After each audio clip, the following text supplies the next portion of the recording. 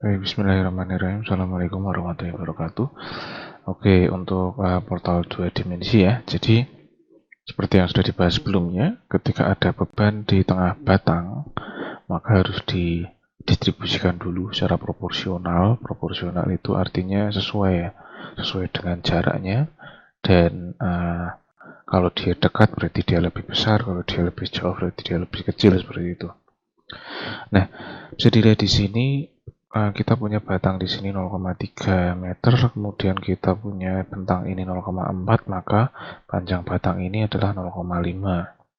Dan 1 ton ini, beban 1 ton diasumsikan di tengah batang, maka karena di tengah batang, dia akan dibagi sama besar, yaitu setengah ton, setengah ton.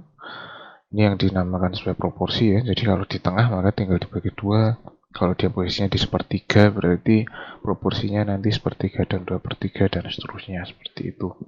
Kemudian, dari setengah ton, nah, yang kita lihat di sini, ini belum selesai ya, setengah ton baru didistribusikan saja. Sedangkan untuk input di overall stiffness matrix, kita harus menginput beban dalam arah sumbu global. Sehingga beban ini kan belum berarah ke sumbu global, dia baru arahnya tegak lurus batang. Jadi dia baru arahnya tegak lurus sumbu lokal kan, jadi dia harus dikonversi dulu. Nah, untuk mengonversi, ini kebetulan contohnya seperti ini, 0,3, 0,4, maka miringnya 0,5. Ini 0,5 ton ini kalau kita bikin garis-garis siku-sikunya, maksudnya arah vertikal dan horizontalnya, itu akan seperti ini. Nah, ini sekali lagi ini kebetulan contohnya mudah, sehingga kita bisa dapat 0,3 ke sana dan 0,4 ke bawah. Nah, konversi ini tinggal disesuaikan dengan bentuk segitiganya. Misalkan di sini sudut 30 derajat seperti itu, maka kita bisa hitung besarannya untuk di sini berarti setengah ton dibagi sin 30 derajat seperti itu. Kemudian kalau kita ingin mencari yang arah ke sininya berarti setengah ton dibagi cos 30 derajat seperti itu. Itu cara yang agak sulit sebetulnya. Yang lebih mudah adalah dengan mencari semua sisi segitiganya seperti ini. Kemudian tinggal kita konversi dengan panjang sisi segitiganya. Jadi 0,3 ton didapatkan dari setengah ton dibagi setengah 0,5, jadi pakai perbandingan panjang sisi ya, 0,5 ton dibagi 0,5 dikalikan 0,3.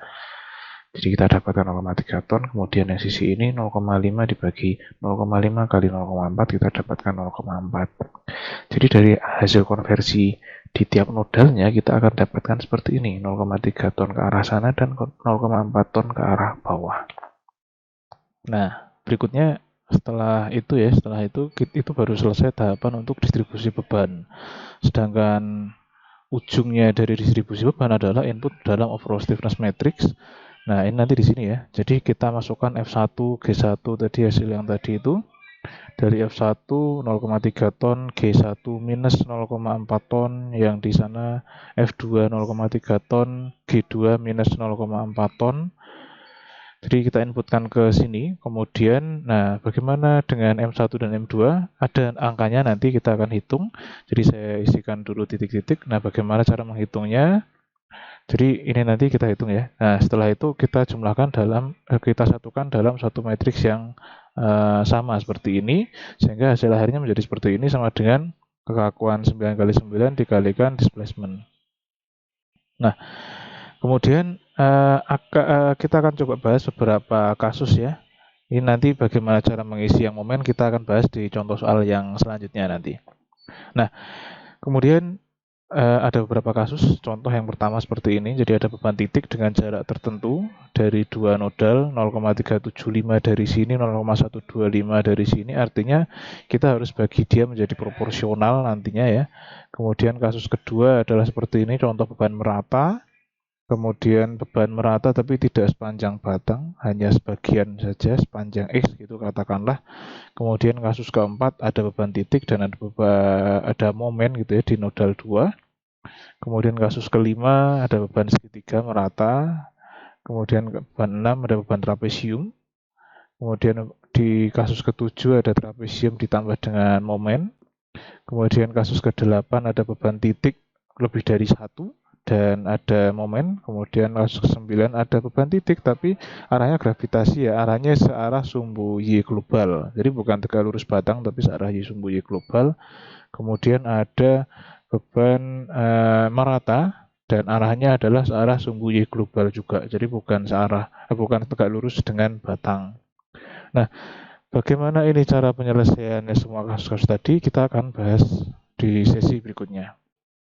Oke, baik. Sebelum kita masuk ke kasus, ini adalah teori dasar dulu.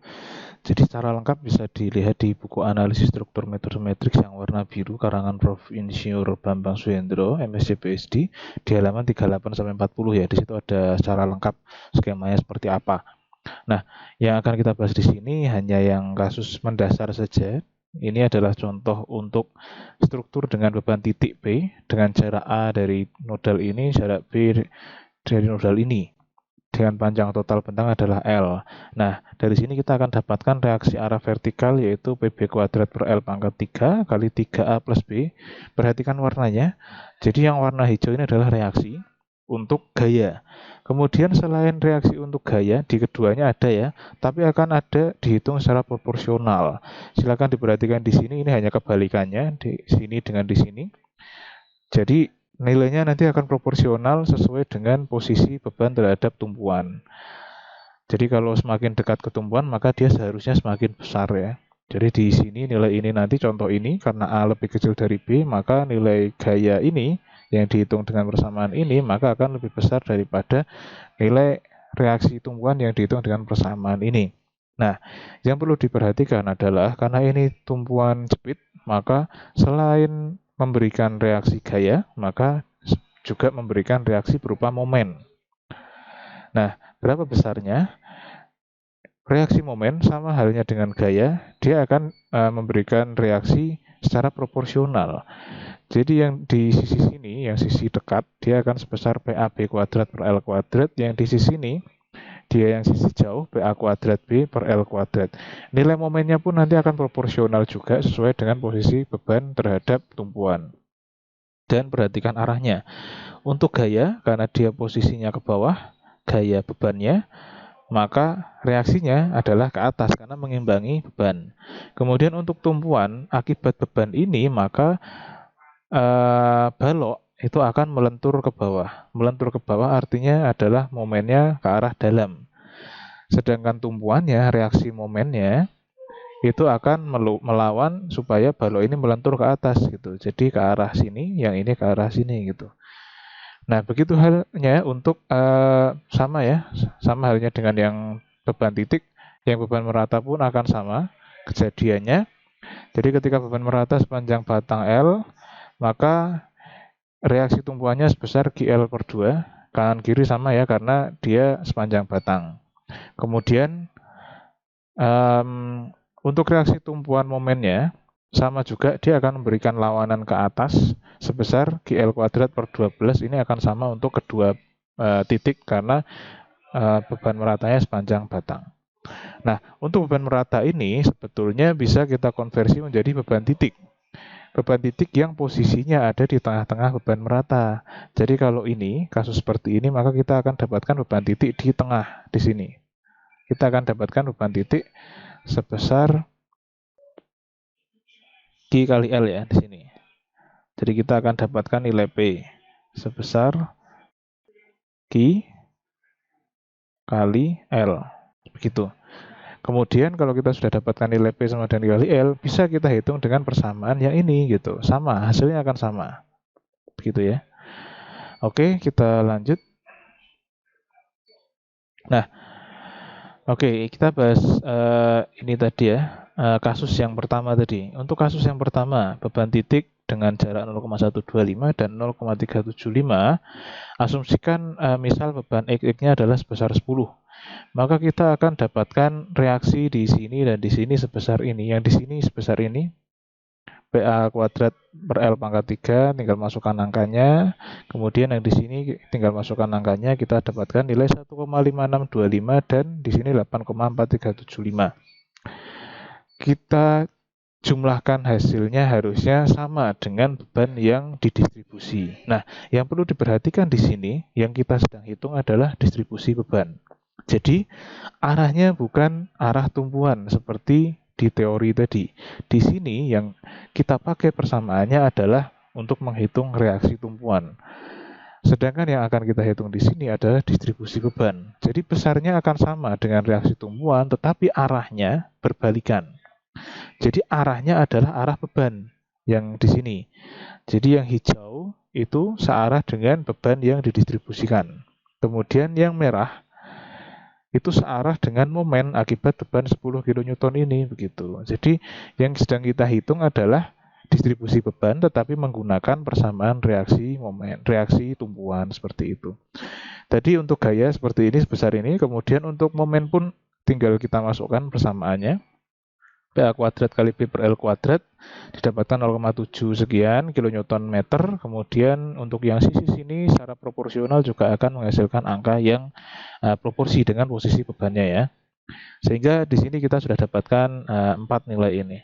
Kemudian dari 4 nilai ini masing-masing dari P1 ya, di sini kita punya P1 sebesar 1,5625, di sini kita punya P2 sebesar 8,4375. Masing-masing P1 dan P2 kita harus konversi menjadi arah X dan Y atau menjadi besaran F1 dan G1. Nah, bisa kita selesaikan dengan persamaan segitiga ya, segitiga sebanding ya. Karena tadi kan di sini 0,4, sini 0,3, maka panjang batang ini adalah 0,5.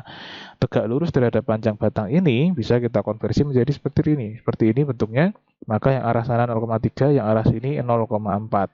Jadi kita bisa hitung F1 sebesar 0,9375 didapatkan dari 1,5625. Jadi atau P1 dibagi 0,5 dikalikan 0,3. Ini untuk menghitung F1. Kemudian untuk menghitung G1, sama halnya dengan F1, maka P1 dibagi 0,5 dikalikan 0,4. Nah, akan didapatkan seperti itu. Kenapa negatif? Karena arahnya ke bawah. Jadi ke sana kan positif ya. Ini F1 positif, kemudian G1 kalau positif ke atas, tapi ini ke bawah. Gitu. Jadi F1 dan F2 sama arahnya ke sana, G1 dan G2 arahnya sama ke bawah.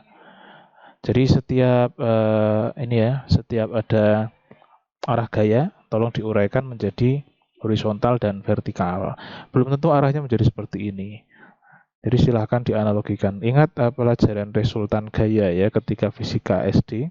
Jadi ketika ada gaya ke arah sini, maka dia mengandung gaya ke arah sana dan gaya ke arah sini. Gitu. Perhatikan arah panahnya. Gitu. Seperti itu. Semoga bisa dipahami.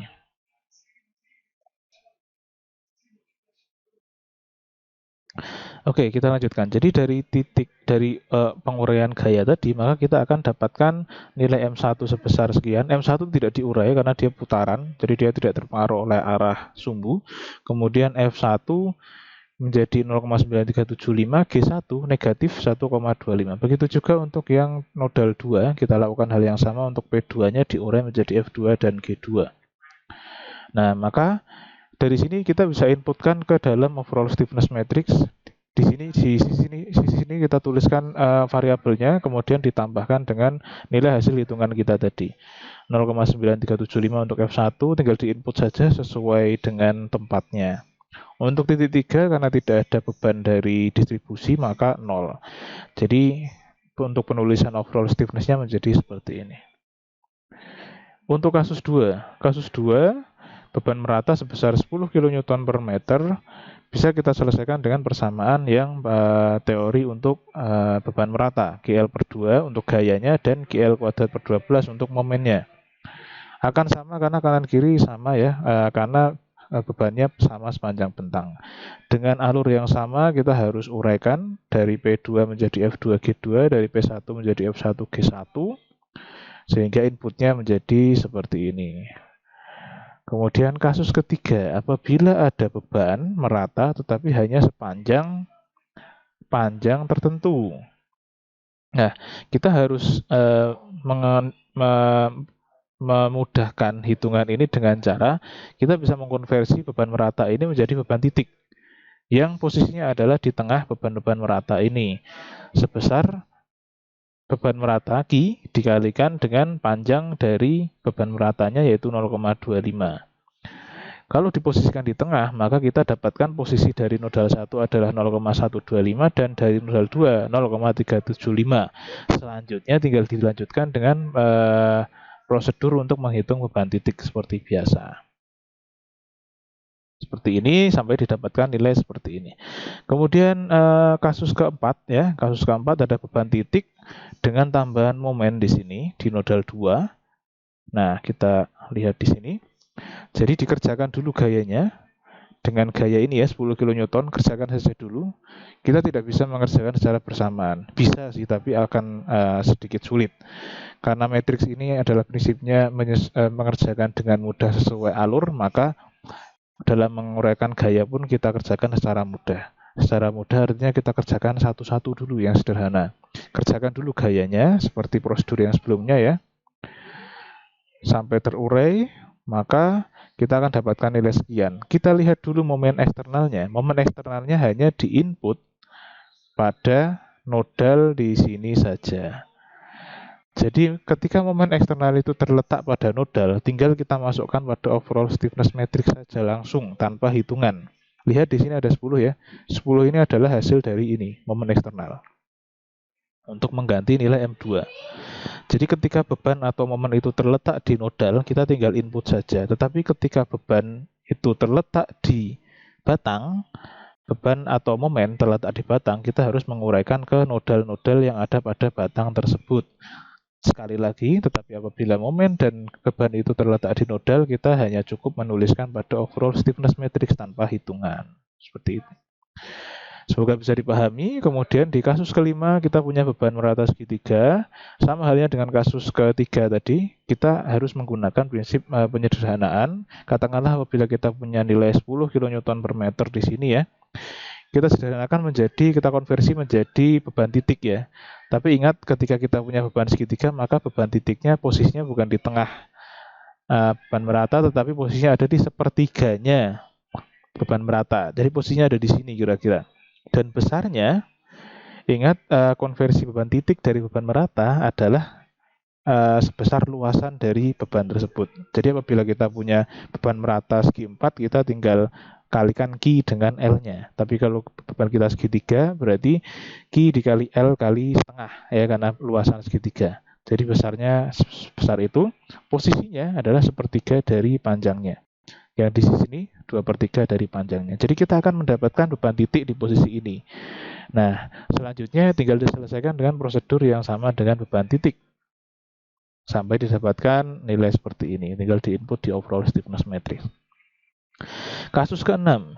Kasus ke-6 kita punya beban trapesium. Apabila bentuk trapesiumnya seperti ini, kita bisa uraikan menjadi 3 beban merata ya. Di sisi sini kita punya beban merata segitiga, di tengah kita punya beban merata segi 4, dan di sisi sini kita punya beban merata segitiga lagi. Jadi kita bisa uraikan seperti ini. Untuk kita konversi tiap-tiap bebannya. Jadi kita punya konversi beban titik di sini, kita punya konversi beban titik di sini, dan kita punya konversi beban titik di sini. Kita punya 3 beban titik. Dan untuk mempermudah pengerjaan, silahkan kerjakan satu per satu. Jadi kerjakan dulu yang hijau, kerjakan dulu kemudian yang merah, kerjakan dulu yang biru. Kerjakan secara terpisah, kemudian nanti kita jumlahkan hasilnya di akhir. Jadi kita selesaikan yang hijau hasilnya seperti ini, yang biru seperti ini, yang merah seperti ini. Kemudian kita jumlahkan ketiganya, maka kita dapatkan nilai sekian, M1 sekian, F1 sekian, G1 sekian. Ini yang akan kita inputkan ke dalam overall stiffness matrix-nya, seperti itu. Semoga bisa dipahami. Kemudian kasus ke-7. kasus yang sama dengan kasus ke-6 tapi ada tambahan momen eksternal. Sama ya stepnya. Kerjakan sama dengan kasus 6 tapi ada tambahan momen eksternal di sini, maka tinggal masukkan angka 10 di sini sesuai dengan 10 di momen di sini ya. Kemudian kasus ke-8 ada 2 beban titik dan ada momen di nodal, maka lakukan pengerjaan prosedur beban titik secara terpisah satu persatu. Dimulai dari ini dulu, kemudian ini, kemudian di total, kemudian masukkan momen eksternal pada overall stiffness matrix. Kasus ke-9. Jadi ada beban titik tetapi posisinya dia arahnya adalah vertikal. Alangkah baiknya kita konversi dulu menjadi tegak lurus dengan batang ya. Jadi akan kita dapatkan sebesar 8 kN kalau kasusnya 10. Kemudian kita distribusi secara proporsional. Maka kita dapatkan nilai sekian. Ya. Kemudian, nah ini contoh lagi ya. Jadi kalau kita punya beban yang berbeda arahnya, belum tentu konversinya nanti akan sama dengan kasus yang pertama tadi. Perhatikan arah-arahnya ini. Prinsipnya adalah kita menguraikan resultan gaya atau mencari gaya penyusun resultan seperti itu. Kemudian bisa kita masukkan F1 dan G1 ke dalam persamaan ini. Kasus ke-10. Beban merata searah vertikal atau searah sumbu Y dengan panjang tertentu. Kasusnya sama, untuk mempermudah kita konversi dulu menjadi beban titik di tengah-tengah, kemudian kita kerjakan dengan prosedur seperti kasus ke-9. Sehingga kita akan dapatkan nilai seperti ini.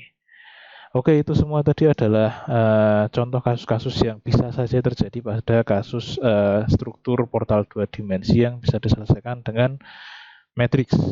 Semoga bisa dipahami. Selamat mengerjakan PR, kuis, dan evaluasinya. Assalamualaikum warahmatullahi wabarakatuh.